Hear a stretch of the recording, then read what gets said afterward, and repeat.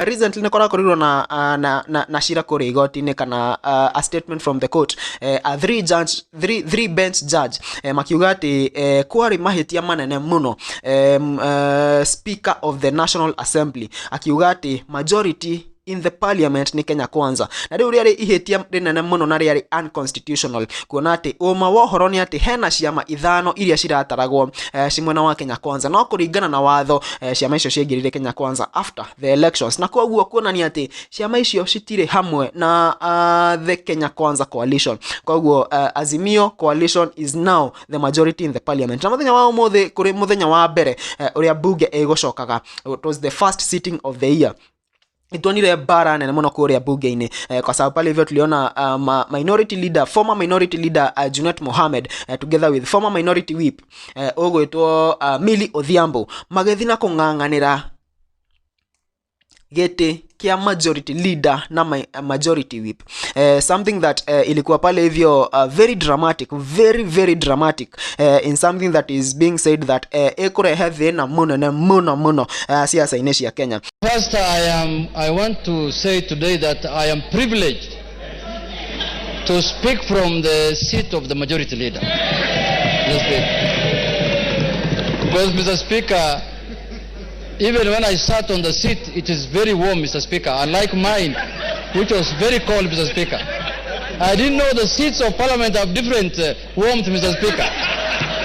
But, Mr. Speaker, I don't foresee myself leaving this seat anytime soon. I don't see myself leaving this one anytime. But having said, Mr.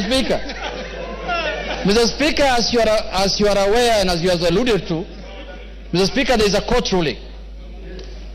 A ruling of court consisting of 3-judge bench, Mr. Speaker.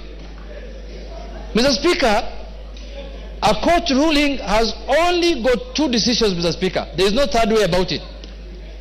One is to obey it, and secondly, if you have any avenue of appeal, you exercise that right of appeal, Mr. Speaker. There is no third way about it, Mr. Speaker. And the court ruling, what we went as Azimio after the election, after your decision here, Mr. Speaker, what took us to court was for the court to interpret for us the constitutionality of your decision on who is the majority party and who is the minority party in this house, Mr. Speaker. And the issue of the Speaker came in as obiter, Mr. Speaker. But what took us to court, we wanted to know, because when we arrived here after the election, we arrived here knowing very well that we are the majority party, Mr. Speaker. And we are the numbers. But midway, we ended up losing numbers through your ruling, Mr. Speaker. And that is what took us to court, to ascertain whether we are the majority and whether we are the minority. And luckily, the court has made its ruling, albeit late, Mr. Speaker. We expected this ruling much earlier than this time, Mr. Speaker. But it is better late than never. The decision arrived, and the decision has said that the Azimio party is the majority party in Parliament, Mr. Speaker. And I so happen to be the minority leader as of now, Mr. Speaker. So today afternoon, I just switched seats and I took over the role of majority leader, Mr. Speaker. And I am capable of doing that work, Mr. Speaker. I have the capacity, I have the qualifications, I have the capabilities, I have the numbers in the House, Mr. Speaker, to lead, Mr. Speaker. I have everything what it takes, Mr. Speaker, to be the majority leader of this House, Mr. Speaker. Mr. Speaker, I stand under Standing Order 19A and Standing Order 20. Mr. Speaker, and in furtherance of a recent decision by the High Court HTC number E202 of 2023, Kenneth Njagi Njiru and 11 others versus the National Assembly of Kenya and others. Mr. Speaker, I will not go to the demerits and merits of that matter.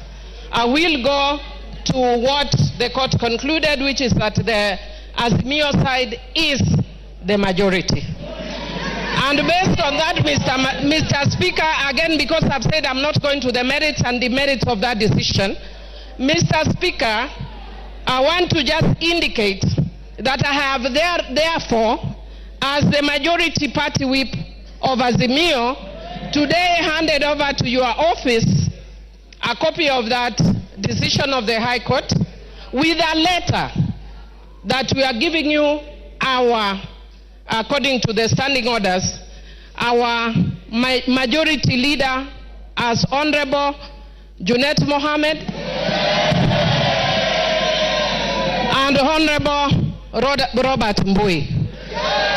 Mr. Speaker, following the standing orders, Honorable Junet will thereafter then communicate me officially as the minority whip, going by what the standing orders, but a majority whip.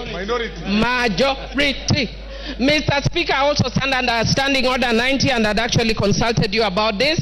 And Mr. Speaker, if you look at the judgment of that court, the court actually infer that because of the position you hold as Speaker and also as Chairman of your party, Mr. Speaker, it is not, as party leader of your party, Mr. Speaker, it is not possible for you to be fair. You are going to be conflicted when you are conducting the matters of this House.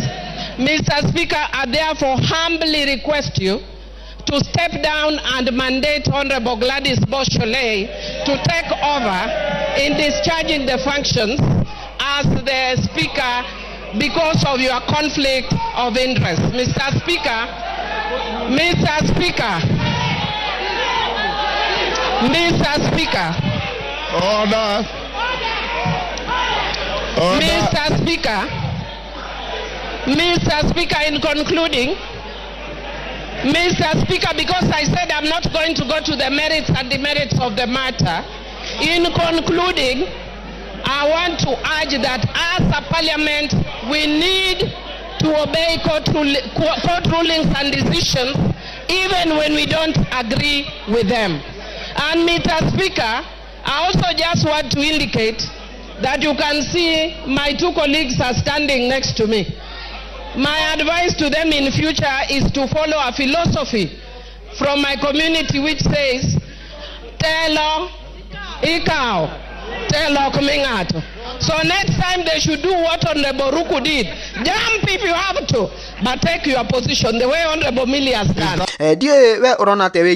But Team Azimio was so much focused. Mauma so much focused to a point that Junet Mohammed ego ikarire gete kia majority leader na Kimani Ichung'wa afosirwo goikara gitine kia deputy majority leader. Nake Millie Odhiambo aikarire gete kia majority whip. Nake Sylvanus Osoro uria niwe former majority whip aikarira gete kia deputy majority whip. It was that dramatic in parliament today. Na niye darora uhoro uyu wothe drona otoria just like Kimani Ichung'wa's, just like Rigathi Gachagwa's goose started being cooked. I can feel that Kimani Ichung'wa's goose is also being cooked right now. Dariri ya mvua ni mawingu na paripo na moshi pana moto na maudo majagio ona impeachment ya Gachagua ya jirio. Me, I don't know what you guys think about this story. Nonye drona Maodo nitago konyita na Korea buge todo if the majority is legally Azimio, then it's going to be tough for the ruling party.